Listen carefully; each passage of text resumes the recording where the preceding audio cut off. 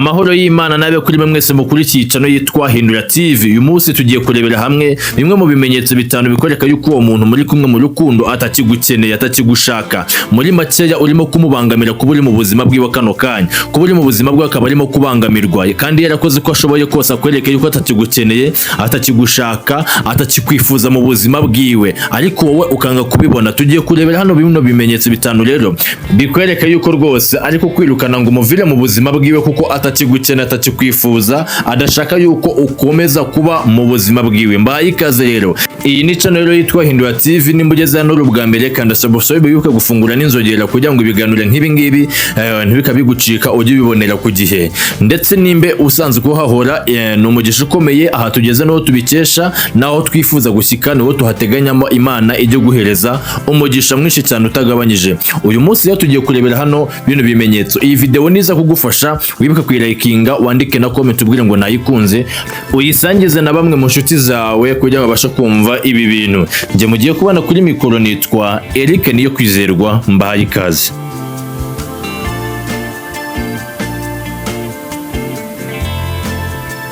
Okay, mureke dutangire twe gutinda, nkuko mubizi ntabwo tatubasha gutinda. Ibimenyetso ngiye kuvuga nta kuntu nabikoreye ngo urabibona ku mukobwa gusa cyangwa urabibona ku musore gusa, ahubwo ni kuri kote zombi.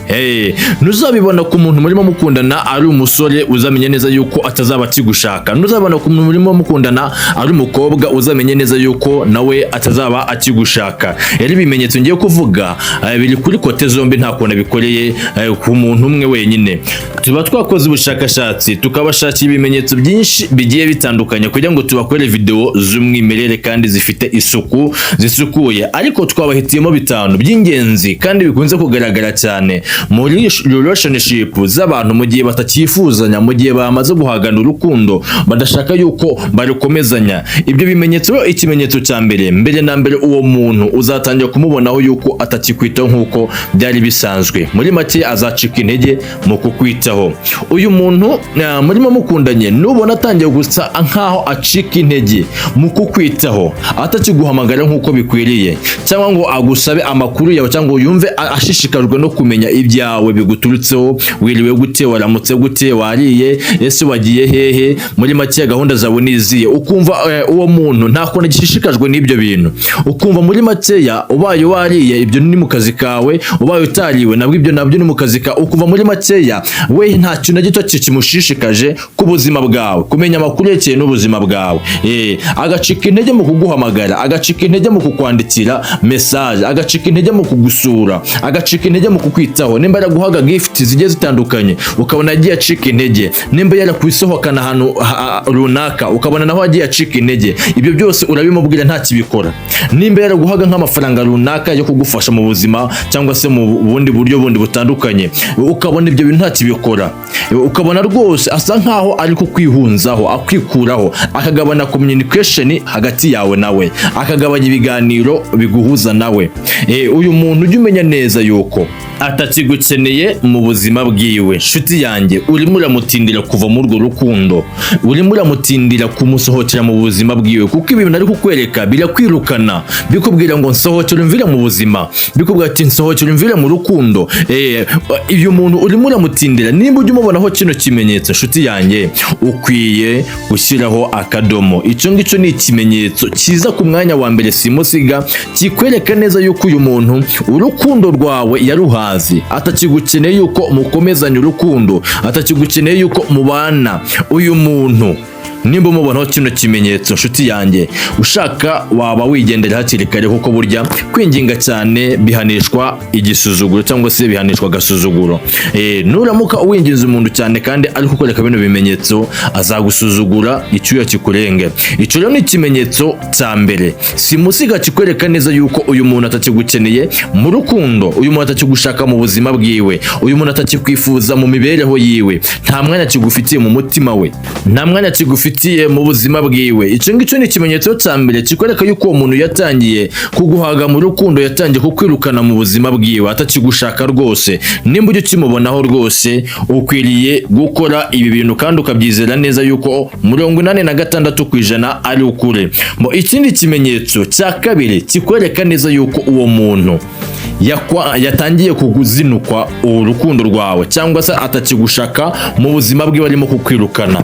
Iki kimenyetso cyo kirakomeye cyane, ariko abenshi na benshi basa nkaho bajya bagishidikanyaho cyangwa bakakibeshaho bakavuga uti buriya ni nk'ibisanzwe cyangwa nuko atameze neza. Oya nshuti yanjye, iki kimenyetso cyo kiragira kiti atangira gukora imirimo yo kukwirukana. Nimvuga aha hantu unyumve neza, akora ibikorwa byo kukwirukana, akora ibikorwa byo kugusangaho bikubwira ngo nsohokera mu buzima. Ibyo bikorwa muri makeya, urugero ukabona umukunzi wawe mwakundanaga rwose, urukundo rwanyu rwari rwiza cyane, rwari urukundo ruba intangarugero, rwari urukundo abantu bose bafatiraho uwishitegerezo bakavuga uti rwose nzakundana nanjye wameze umukunzi ngakundana nka runaka, bakavuga uti nanjye cyama umukunzi wanjye nanjye akamera nka runaka na runaka. Umva, urukundo rwanyu ari intangarugero, ariko ugasanga mu gihe uyu muntu atakigushaka, ukabona yahinduye kino kintu, ukabona uwo muntu ari gutangira asa nkaho akora ibikorwa bikwirukana. Urugero, agatangira kujya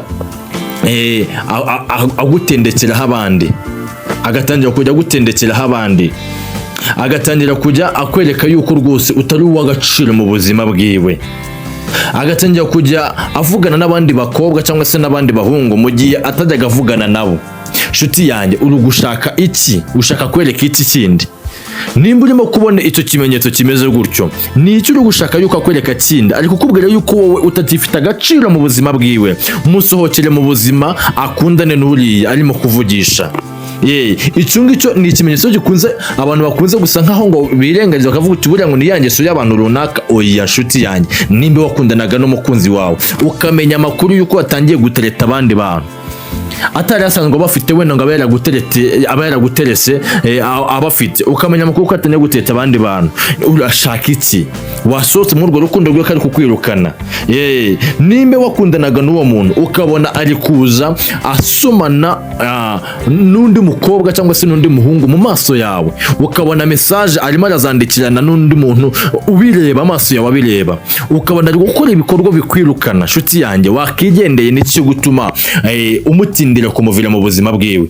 Buriya abantu rimwe na rimwe nta kujya dukunze guhita ko tugaragaza amarangamutima yacu, ndetse tuvuga uti ngo aka kanya ndakubona nsohokera mu buzima bwanjye. Oya nshuti yanjye, abantu rimwe na rimwe nta kuntu bakunze kubigaragaza gutyo, ariko iyo bashaka kukwereka yuko hari ikintu rwose cyangwa se batakigukeneye, atangira kukwereka ibikorwa nk'ibi ngibi. Kimwe yuko niyo yanagukunze, hari abantu batakunda guhita kubavuga ngo batubare ngo ndagukunda, ahubwo bakwereka mu bikorwa waba uri umuntu mukuru gutya ko bibona. Rero niyo yanakwanze, atangira kujya kwereka ibi bikorwa bimeze gutya, agatangira kujya atereta abandi bantu kandi cyangwa se ateretwa n'abandi bantu ubireba, agatangira kujya akora ibintu byinshi bisa nkaho bikwereka yuko atakigukeneye. Nimba urimo kubona bino bimenyetso, nshuti yanjye, niki urimo utegereje muri urwo rukundo? Rusohokemo. Uyu muntu akukwereka yuko atakikwifuza, uyu muntu akukwereka yuko atakigukeneye, nubwo uri muri urwo rukundo urimo uramutindira, nubwo urimo uramubangamira. Sohokamo. Uwo nguwo ari kwitaho cyangwa se ibyo bintu ari guhereza umwanya, nibyo bimuha raje inshinga. Nimba umukunzi wawe mwari musanzwe mukundana iminota ingahe ugasanga yakundaga kukwitaho rwose nk'ukuntu bimeze neza, rwose urukundo rwanyu yari rwiza cyane, aho gasanga atangiye kuba busy mu minsi 5 yakuvugishagamo inshuro 5, none ari kukuvugishamo inshuro 1. Nshuti yanjye, ni iki kikukubwira? Ni iki kigutuma ukomeza kugumana nawe? Ari kukwereka yuko rwose ashaka yo kugenda musohokera mu buzima bwe, nibyo ashaka kukwereka. Icyo ngicyo ni ikintu cya kabiri kikwereka yuko uwo mukunzi arimo akwereka yuko rwose urukundo rwanyu yatangiye kuruhaga cyangwa se atacyo gushaka mukomeze kuba mu buzima bwiwe. Ni igihe azahereza umwanya ibindi bintu cyangwa se abandi bantu, wowe kandi uhari. Iki kintu nukibona mu rukundo rwanyu, uzamenye neza yuko rwose atakigukeneye, uzamenye neza yuko kuba uri mu rukundo rwiwe arimo kubangamirwa rwose. Bityo rero nk'umuntu mukuru ukwiriye gufata icyemezo nk'umuntu mukuru, ukamenya neza yuko nimba umuntu atangiye kukwereka ibimenyetso bimeze gutya, ejo n'ejo bundi azagusiga. Kandi ikindi cya kabiri ari kukwereka yuko rwose atakigukeneye, hari uwashaka guhereza umwanya muri we, hari uwashaka yuko agusimbura rwose, cyangwa se hari ibyo ashaka guhereza umwanya kurenza wowe. Ubwo wasanga ugiye kumbwira ngo yego birumvikana ngo hari igihe ngo umuntu ahereza ibintu ngo umwanya ngo akakuburira umwanya ariko atari uko akwanze. Oya nshuti yanjye, aho ngaho urishuka cyane. Iyo umuntu mukunda by'ukuri kandi umufiteho amarangamutima menshi, uyu muntu nta kuntu umuburira umwanya, nta kuntu umuburira agaciro kiwe, ntago umuburira icyubahiro cyiwe. Uyu muntu uramwubaha, uyu muntu uramukunda kandi umuhereza time ndende mu bintu byose waba uri gukora byinshi cyane bikuraje inshinga, cyangwa se mu bintu byinshi waba uri gukora byanakugize bize, ntubura umwanya wiwe niyo yaba ari segonda rimwe ariko ukawumubonera. Rero nshuti yanjye, ujye umenya neza yuko nimba umuntu akukwereka iki kimenyetso nkubwiye, ujye umenya neza yuko uyu muntu atakigukeneye, atakigushaka mu rukundo rwiwe, ukwiriye kwibwiriza ukaruvamo. Ikindi kimenyetso cya gatatu nacyo ndi kubona muri buntera amabuye mukavuga uti rwose bibaho mu buzima, ariko nshuti yanjye ndagira ngo ucumve neza kandi ukuremo isomo rikomeye. Iki kimenyetso cya gatatu cyoho kiravuga ngo ntakifuza ko abantu bamenya ko mukundana. Ntakifuza ko abantu bamenya ko mukundana. Kera yaragupostingaga, kera yaguhaga agaciro, kera yagusohokana ahantu akagupresenta mu nshuti ziwe, akagupresenta mu baturanyi, akagupresenta mu kazi akora, akagupresenta mu babyeyi, akagupresenta mu bantu biba b'ingenzi bongera akamaro, ariko nta kibikora. Ngo arashaka yuko ngo urwo rukundo murugira private, ngo rwe kuba public. Nshuti yanjye, uyu muntu nimbe atakigukorera bino bintu bimeze gutyo, wibyita yuko ari ukugira ngo urukundo ngo murugire ibanga. Oya nshuti yanjye, iyo umuntu agukunda amarangamutima ntabwo ajya yihishira. Iyo umuntu agukunda amarangamutima n'ibyiyumviro nta kuntu bibasha gusinzira, bihora biri maso, bigatuma nawe ubwiwe bimuhata kukwereka abantu, bigatuma bimuhata kukwereka inshuti. Rero nshuti yanjye, nimba uyu muntu yaragukoreraga ibi bintu, yarakundaga kugupostinga akakugira public, abantu bose bakakubona, bakavuga yuko rwose uriya muntu ari uwa runaka bakundana, bikamuhesha icyubahiro cyangwa se bikamuhesha ishema nawe ubwawe ukabibona, ariko aka kanya akaba atakiri kubikora, ngo nuko ngashaka yuko urukundo rwanyu ruba rw'ibanga. Oya nshuti yanjye, ntabwo ashaka yuko urukundo rwanyu ruba rw'ibanga, ahubwo arashaka yuko muri babandi atereta cyangwa se muri babandi bamutereta, babandi yifuza gutereta cyangwa se babandi yifuza guteretwa nabo, arashaka neza yuko batamenya neza yuko agufite. Arashaka yuko bamenya neza yuko ari single kandi uhari. Arashaka yuko bamenya neza yuko utakiri mu buzima bwiwe, cyangwa se nta mukunzi afite. Nshuti yanjye, wibyita yuko ari public, adashaka yuko biba public, wibyita yuko adashaka yuko biba rusange, ngo ashaka yuko kubigira ngo private. Oya nshuti yanjye, uyu umuntu agukunda amarangamutima ntajya yihishira. Uyu umuntu agukunda amarangamutima nta kuntu ajya abasha gusinzira, ahora akanuye. Nimba ibi bintu ari bigukorera kera kose, ariko maginga yanga akaba atakiri kubigukorera, ngo arashaka yuko urwo rukundo rwanyu ngo rube urukundo rw'intangarugero, ngo mukazatungura abantu, ngo bikazagenda gute. Oya nshuti yanjye, ntabwo haburamwe akantu. Yego ndabyumva hari igihe abantu rimwe na rimwe bavuga uti rwose bitewe n'ukuntu mfite abanzi benshi, cyangwa se abantu benshi batamfata neza, reka dukundane mu ibanga, reka dukundane mu buryo bw'ibanga. Ariko nta kuntu abura na gatoya, nshuti yanjye, ntabwo abura na gatoya gatuma ubasha kugaragara ahantu h'ingenzi hiwe, mu bantu b'ingenzi biwe, mu bantu bamukunda, mu bantu bamushaka, mu bantu bahora bagendana nabo buri munsi. Rero wowe nshuti yanjye, uraho ukundana n'uwo muhungu cyangwa se ukundana n'uwo mukobwa, ariko nta n'umuntu n'umwe ukuzi, haba mu bavandimwe nta kuntu bakuzi, mu nshuti ziwe nta kuntu zikuzi, abaturanyi nta n'umwe ukuzi. Umva ahantu hose nta n'umwe ukuzi, uzwi nawe gusa. Icyakora wowe waragiye uramwamamaza hose, bose bazi neza yuko mukundana, inshuti zawe zirabizi, ababyeyi barabizi, abavandimwe barabizi, ariko we nta n'ahantu hatoya yakusize.